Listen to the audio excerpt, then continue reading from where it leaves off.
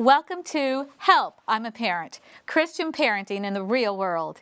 We're your hosts, Drs. Claudio and Pamela Consuegra, and together we serve as the Directors of Family Ministries for the North American Division of the Seventh-day Adventist Church. Today we will be discussing the challenges as well as the wonderful opportunities of parenting teens. It's a critical developmental time, and you only have a few short years left of having your child live under your roof, as all too soon they will be out the door to build a home of their own.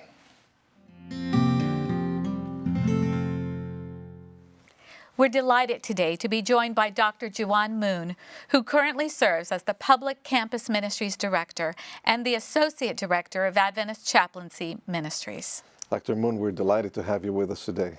Happy to be here. Thank you. Before we begin our conversation, though, we want to hear what some parents who have adolescents are having to deal with right now. You know, I have our daughter who just turned 14, and, you know, parenting a teen has its ups and downs. And you know what?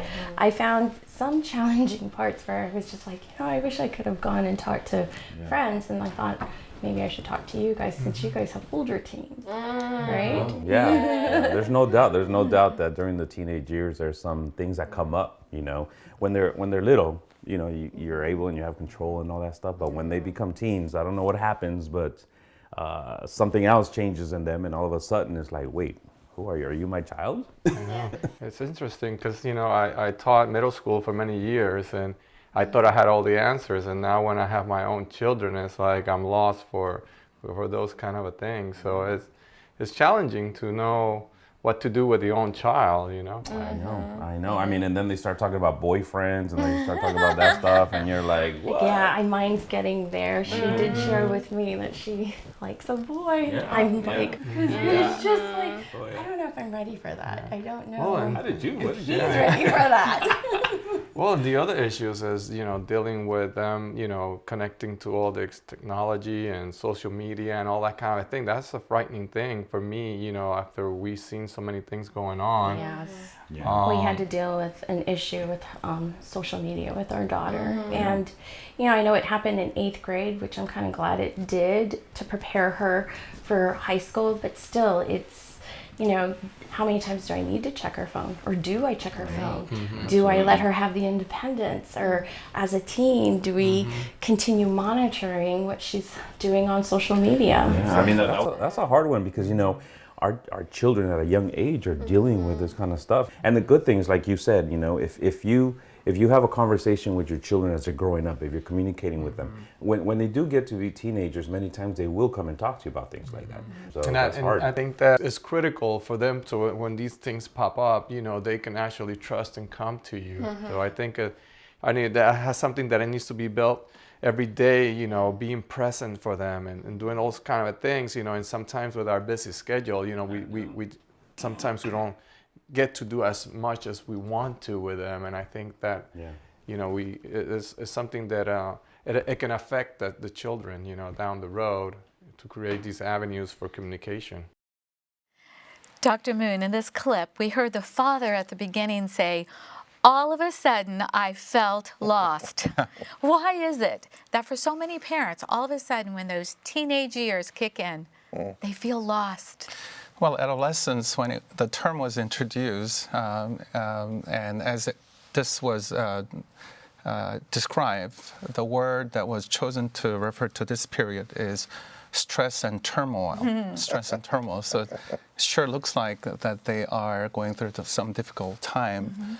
Obviously, the child, even though that they are our own children, when they reach adolescence, they're going through major changes. Yeah, the little kids are not little kids anymore, but they're not quite adult either. Yeah. No, right. And you're absolutely right. And they're going through all kinds of changes, and they're going through transitions.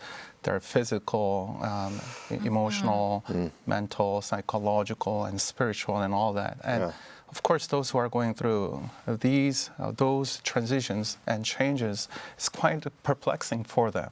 And for of the course, kids as well as the parent. As well as the parents as well, for sure. Yeah. Right. So, for instance, we have talked about some of the developmental changes brain-wise. Sure. Not just physical changes, but brain-wise. Yes. What are some of those changes that the kid now is beginning to experience? Sure. Whereas before they thought that much of the brain formation is completed during the childhood, but the researchers are finding out that the brain continues to develop throughout adolescence. Yeah. And adolescence is extended until sometimes late 20s and early 30s. Oh, I thought that you ended at 18 or 19. Right. So therefore, especially the part of the brain that goes through the main change is the frontal lobe. And obviously frontal lobe is where you're making all the rational decisions. The seat of judgment, basically. Absolutely, and also thinking about the possibilities of the future, planning, all the decisions between right and wrong, all those decisions are being made in the frontal lobe. And so as the brain is developing, you could imagine why young people are seeking for answers to many questions that they have. And sometimes making inappropriate, unwise decisions. Because the brain is not completely ready for them to make the adult decisions. Right. You know, it surprises me a little bit that you say adolescence sometimes extends into the early 20s. Yes. Because we think, okay, so now they're 18, they're adult, they're good to go as adults, but they're not. They're not. Right. Or I only have to endure this until they go to college. But what we're hearing you say is that's not true. The brain continues to develop those reasoning, those decision-making skills until well into their 20s. Right. And often they say that frontal lobe is where that helps people form their own identity. So in other words, another way that we could say is that as the brain develops, you're forming your own identity. How? By asking questions, which will result in choices. And by making certain choices, they become your identity. And that's a challenging thing for a parent, because we think that when they're asking questions, they're questioning us. And in reality, they're just trying to figure out who they are themselves, right? I sometimes hear from parents telling me, Pastor, I don't know what to do with my children. She used to be so sweet. My son used to be so obedient. And all of a sudden they became teenagers and they're asking all kinds of questions. Whereas they said before, yes, mommy, but now they're saying, why, mommy, right? But knowing what we know, that adolescence is a time when their brain continues to develop, especially the frontal lobe. And Piaget calls it abstract thinking. This is a time when now you have the ability to ask questions and process. And this is the reason why they're asking questions. But for parents who don't understand this, that they find quite perplexing, that all of a sudden they're obedient children who used to say, yes, mommy, are starting to ask questions. Compliant no more. But actually, I think that's a very important point. The fact that they are asking questions, it's very healthy. It's a very normal and healthy part of their growth process. Absolutely. So in Jewish educational system, the second level of learning is called Bet Talmud, the house of learning. This is between 10 to 14 or 15. Right. And they're actually teaching the young people the art of asking questions. So their form of education is by encouraging young people to ask questions. Instead of just simply being fed information, they need to ask questions, begin to reason for themselves, find the answers for themselves. As little kids, we were telling them what to do, what to think even sometimes. Don't do that. That's not a good thing to do. Okay. So to make them thinkers, this is what Ellen G. White, a well-known author, pointed out, that education is not to make our young people mere reflectors, but thinkers. So I think there's a wisdom in that statement, because dealing with adolescents, we have to help them. Ask questions, because they now have the ability to think for themselves. Right, and what a skill that is when they're faced with their peer group. That skill of actually ask the questions. You know, don't just take at face value what your peer group or others are saying. Ask those tough questions. So we're talking to parents of adolescents. Teenagers is another term that we use. In practical, simple terms to remember, what would you say to a parent that now has this child that's asking questions, is behaving differently than they used to? What would you say to them in practical terms? Parents, we want to be in control. We want to make sure that as long as our children stay in our house, that they understand who has the final say. But often often there are situations where our children think that no, they are also to make choices for themselves. Sure. Yeah. Right? So I often tell parents, if you have adolescent children, the very important thing is understand that in order for them to become an adult, they should be able to make choices for Right. themselves. So Is that transition from dependence to independence? exactly. To be autonomous, you should be able to choose what kind of T-shirt that you want to wear. Yeah. Right.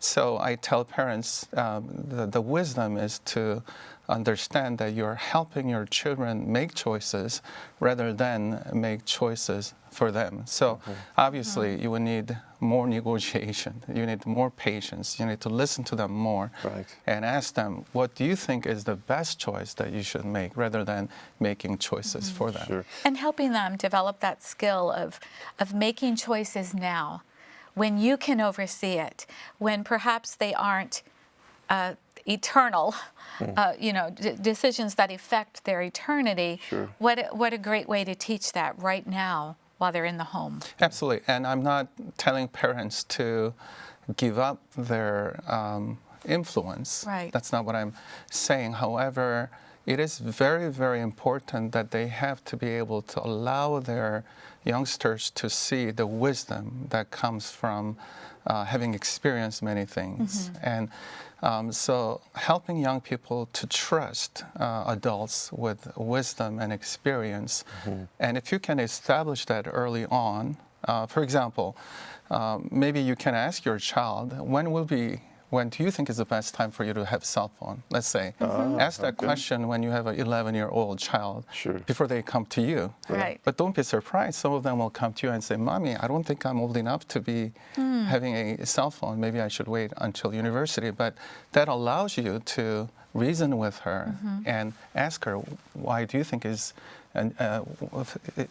having cell phone is important? You're really still allowing them to make their own choices, little at a time. You're trusting them a little at a time instead of suddenly giving them all the freedom that they wish or desire to have. Absolutely. That's Right. absolutely correct. Right. We're going to continue this conversation after a short break, and we invite you to stay with us because we want to talk to Dr. Moon about what you can remember to teach your children in this transitional day. So come back after the break. You can probably already tell that we will not be able to cover every area, every concern, or every question you may have in the short time that we have together. Parenting will continue to produce new challenges and new questions every day. As our children grow and change, so will the parenting challenges that we will face. Therefore, our goal is to continue this conversation with up-to-date resources and practical parenting tips online via our website, helpimaparent.org.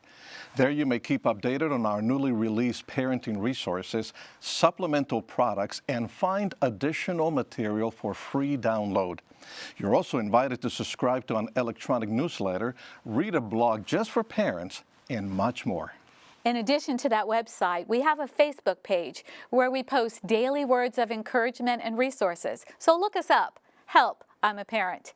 And remember to share that Facebook post with the friends in your own social network.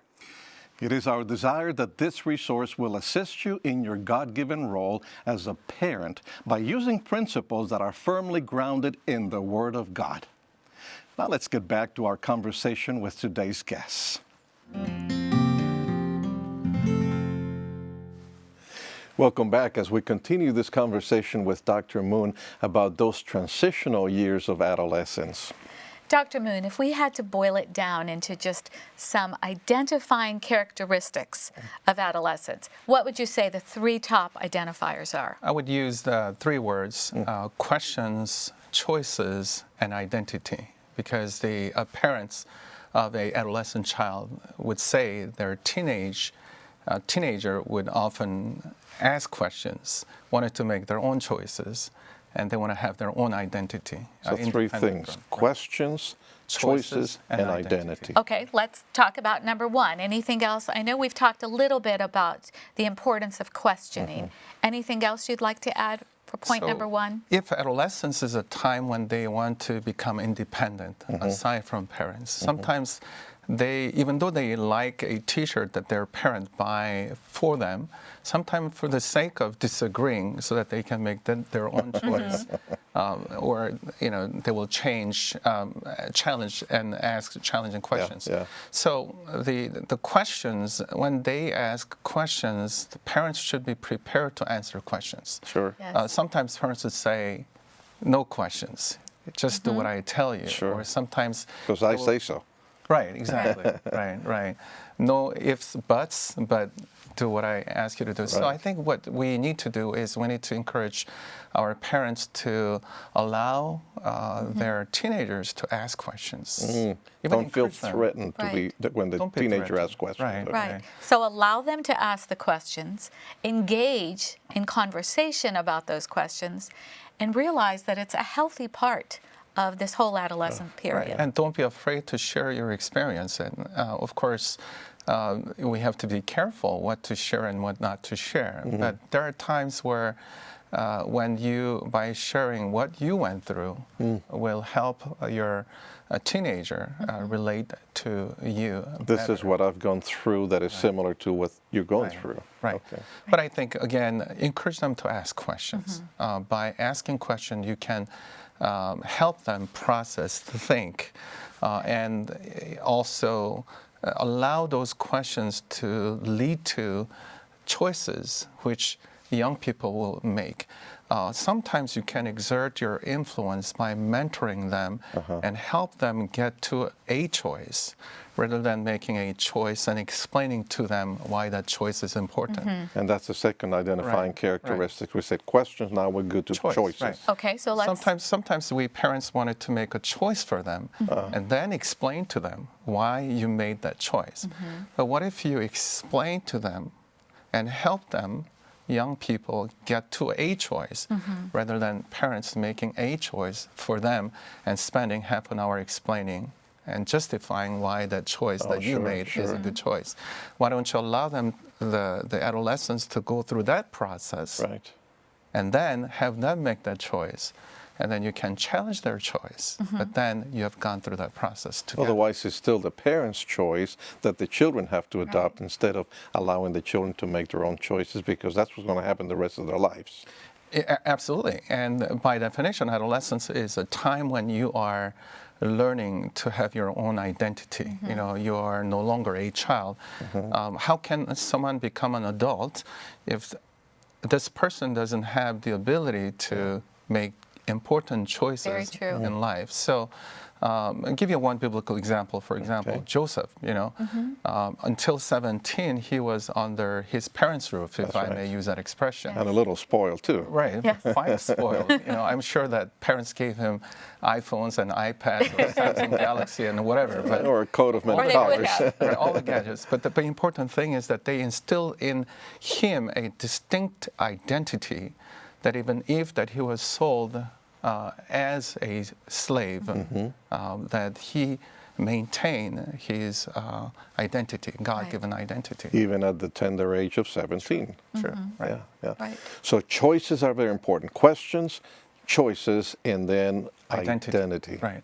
Often we would say that if you want to know what kind of person he or she is, look at the choices one makes, because choices are a byproduct of their thinking process.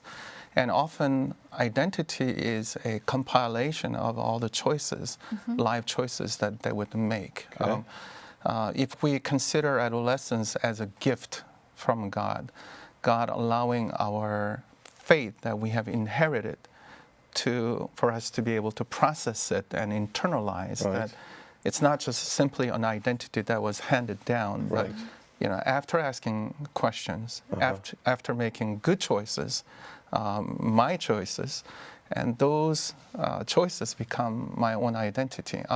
And adolescence is a time that we parents have to help our children form their God-given identity. And if we don't influence them in that way, somebody else will. Maybe a peer group will be the ones, and so they develop their identity based on what Right. their peers think about them. Or maybe a parent Google will teach them what their identity should be.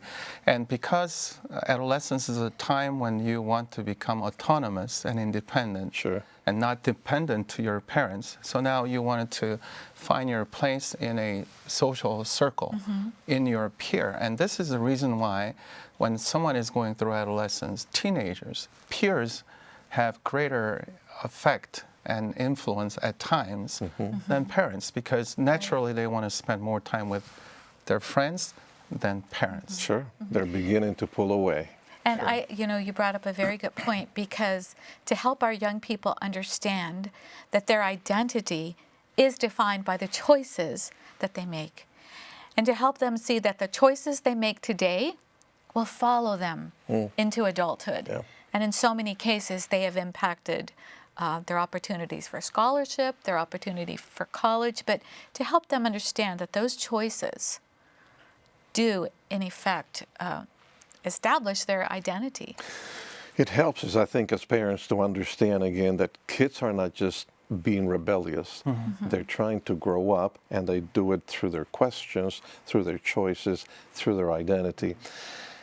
At the same time of being challenging, I think this age can also be a time of opportunity. You're not having to play with toys with your little kids like you used to.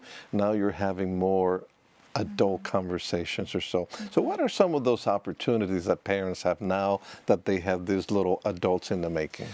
As both of you pointed out, I think that is the greatest gift that God has given a parent, a responsibility that God has given for you to help your youngsters see that there is more to it in life than computer games or whatever.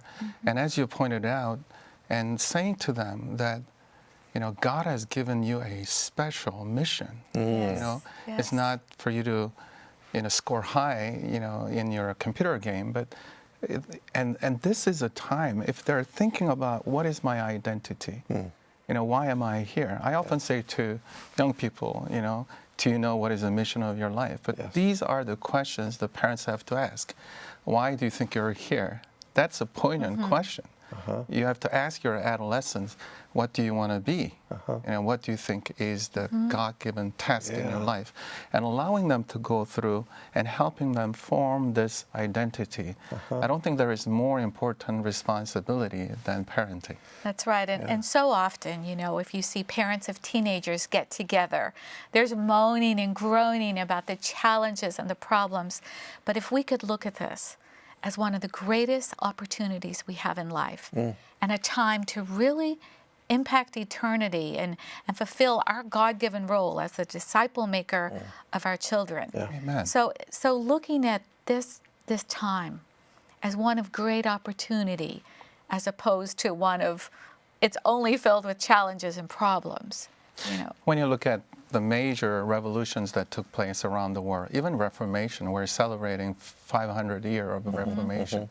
It happened on campuses, by teenagers, the university, sure. University students. Yeah. We often underestimate what they're able to do, but properly inspired, mentored, equipped, educated, and empowered, you're actually helping them live God-given identity. But that starts from asking questions. What is the meaning of my life?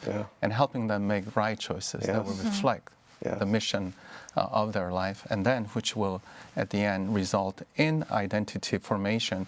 And parenting is in the very middle of all this, and this is what parenting is all about. Mentoring. Yeah, and to me, it's easy to remember those three things again: questions, choices, and identity, not only for this life, but again, if we take it all the way to the end, to eternal life, the questions they're asking now the choices they're making now, and the identity they develop in Jesus Christ is what will take them all the way to eternity.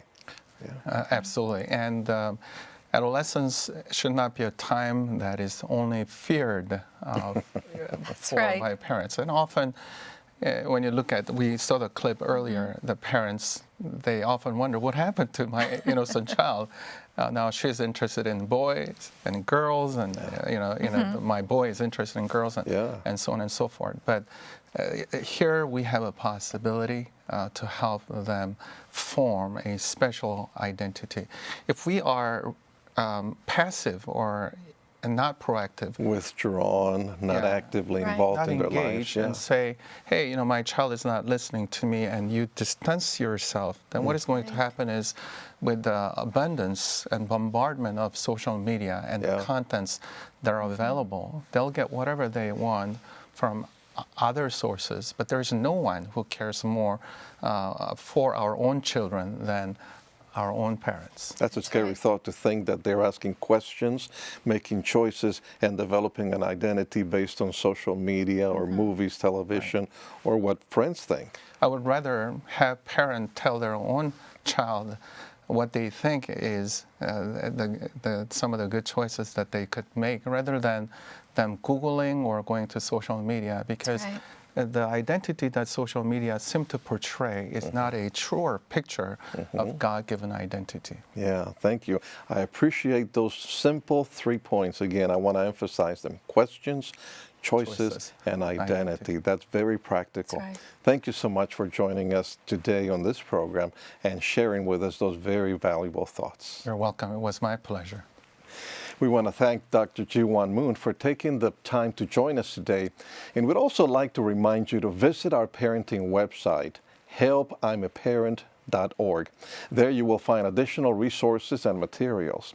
And we invite you to join us next time on Help, I'm a Parent, where we will continue the conversation about parenting teens in today's world. But until then, remember that God has called you to be the disciple maker of your child. It is perhaps the most important role that you will ever have. And remember, the only thing that you can take to heaven with you is your child. We pray that your home will be filled with God's richest blessings today.